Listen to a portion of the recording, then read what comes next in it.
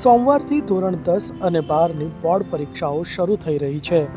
એ પૂર્વે વિદ્યાર્થીઓમાં પરીક્ષાને લઈને ચિંતા સાથે ગભરાટ પણ હોય છે। વાંચેલું યાદ નથી રહેતું, પેપર કેવી રીતે આપીશ જેવા પ્રશ્નો વિદ્યાર્થીઓને મૂંઝવતા હોય છે। 2 દિવસ અગાઉ વાંસદાની એક વિદ્યાર્થિનીને વાંચેલું યાદ ન રહેતા આત્મહત્યા કરવા જતાં પોલીસે બચાવી લીધી હતી।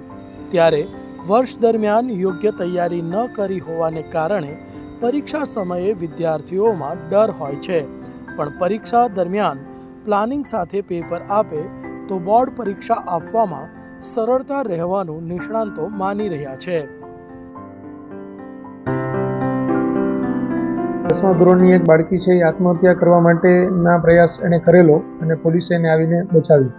આવા કિસ્સાઓ શા માટે બનતા હોય? ઘણી વખત બાળકોને પૂરતી એક્ઝામની પ્રિપેરેશન શાળામાંથી કરાવવામાં ન આવતી હોય અને પૂરતી એક્ઝામ્સ લેવાતી ન હોય, પૂરતા એને એક્ઝામનો માહોલની અંદરથી એ પાસ ન થતી હોય, એના કારણે બાળકો છે એ ઘણી વખત ટેન્શનમાં આવી જતા હોય છે। અમે અમારી સ્કૂલની અંદર આ ટેન્શન બાળકોને છેલ્લા મોમેન્ટ પર ન આવે અને એક્ઝામનો ફોબિયા છે એ દૂર થાય, એના માટે વારંવાર એ બાળકો છે એ ફોબિયામાંથી પાસ થાય, એટલે કે એક્ઝામમાંથી પાસ થાય ને એવો પ્રયત્ન કરીએ છીએ। વર્ષ દરમિયાન આપણે લગભગ બાળકોની 50 જેટલી છે એ ટેસ્ટ લેતા હોઈએ છીએ। દર વીકે આપણે 2 થી 3 ટેસ્ટ લેતા હોઈએ છીએ દરેક બાળકોની। ડિસેમ્બરથી આપણે છેલ્લા 3 મહિનાની અંદર લગભગ બધા બાળકોની છે એ દરેક સબ્જેક્ટની 5 ટેસ્ટ 100 માર્ક્સની as per board paper style, આ બધી જ ટેસ્ટ છે તે આપણે બોર્ડની જેમ જ એકદમ પરફેક્ટ રીતે ખાકી સ્ટીકર હોય, બોર્ડના માહોલમાં જ બોર્ડની તમામ પેટર્નને અનુસરીને જે રીતે બોર્ડમાં સૂચના આપવામાં આવતી હોય, જે રીતે બેલ્સ વાગતા હોય, એ બધી જ પ્રક્રિયાને અનુસરીને આપણે દરેક સબ્જેક્ટના 5 પેપર્સ એવી રીતે લેતા હોઈએ છીએ, જેના કારણે બાળકોને બોર્ડના એક્ઝામનો હાવ રહેતો નથી। તો મારું મંતવ્ય એવું છે કે જો બધી જ સ્કૂલો આ પેટર્નને અનુસરે તો એમના બાળકોનો પણ બોર્ડનો હાવ દૂર થાય અને બાળકો છે તે સારી રીતે એક્ઝામ આપી શકે, સ્વસ્થ રીતે એક્ઝામ આપી શકે। બીજું, બાળકો અને પેરેન્ટ્સને જણાવવાનું કે આપણે જે એક્ઝામ આપી રહ્યા છીએ એ બોર્ડની એક્ઝામ એ 10માની અથવા તો 12માની એક્ઝામ છે, આપણી જિંદગીની એક્ઝામ નથી। કદાચ આપણને એવું લાગતું હોય કે મને એક્ઝામમાં નહીં આવડે, આમ થશે તેમ થશે, તો કોઈ પણ જાતનો ગભરાટ રાખ્યા વગર આપણે આપણું પેપર આપવાનું છે। કોઈ એક પેપર કદાચ નબળું પણ જાય તો બી જરા ટેન્શન લેવાનું નથી, બીજા પેપરની પુષ્કળ તૈયારી સ્ટાર્ટ કરી દેવાની છે અને બીજું પેપર સારું જાય એ રીતે પ્રયત્નો કરવાના છે। આપણે પેપર સોલ્વ કર્યા પછી, પેપર આપ્યા પછી એને સોલ્વ કરવાની અને એના વિશે વિચારવાનું નથી, તરત જ આપણે નેક્સ્ટ પેપરની પ્રિપેરેશન કરવાની છે, કારણ કે જે પેપર દેવાઈ ગયું છે એમાં આપણે કંઈ ચેન્જ કરી શકવાનું નથી, એટલે એનું ખોટું ટેન્શન આપણને બીજા પેપર ઉપર ન આવે એ આપણે ધ્યાન રાખવાનું છે।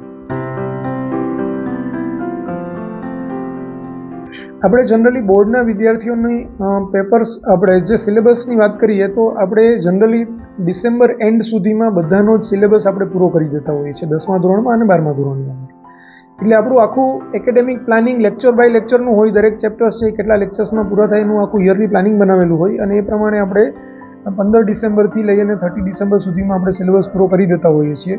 અમુક સબ્જેક્ટની અંદર ડિસેમ્બરના ફર્સ્ટ વીકમાં પણ આપણો સિલેબસ પૂરો થઈ જતો હોય, એટલે બાળકોને પછી 3 મહિના એપ્રોક્સિમેટલી એ લોકોને ફૂલ પ્રિપેરેશન માટેના મળે, રિવિઝન માટેના મળે, જેનાથી બાળકોને ઘણો ફાયદો થતો હોય છે। મારા મતે કોઈ બી બાળક છે ને એ જ્યારે રીડિંગ કરે ત્યારે એની એક તો રીડિંગમાં એક્યુરસી ઉપર એને ફોકસ કરવું જોઈએ। ઘણા બાળકો જસ્ટ વાંચ્યા જ રાખતા હોય પણ મગજમાં કંઈ ઉતરતું નહીં હોય, ખાલી બુક પકડીને બેઠેલા હોય એવું થતું હોય। તો આપણે જનરલી એવું નહીં કરાય। જ્યારે બી તમે વાંચવા માટે બેસો ત્યારે તમારે ખરેખર હું આ 2 કલાક વાંચીશ, 2 કલાકની અંદર હું ઊભો પણ નહીં થાઉં, પાણી પીને બેસીશ અને એ 2 કલાકની અંદર મારે આટલું કન્ટેન્ટ વાંચવાનું છે અને પરફેક્ટ રીતે તૈયાર કરવાનું છે, એવું ટાર્ગેટ રાખીને જો બાળક વાંચવા બેસે ને તો એનો ફાયદો થાય। દર 2 કલાક પછી 15-20 મિનિટનો એ બ્રેક લે અને પછી બીજું વાંચવાનું સેશન સ્ટાર્ટ કરે તો એડવાઇઝેબલ।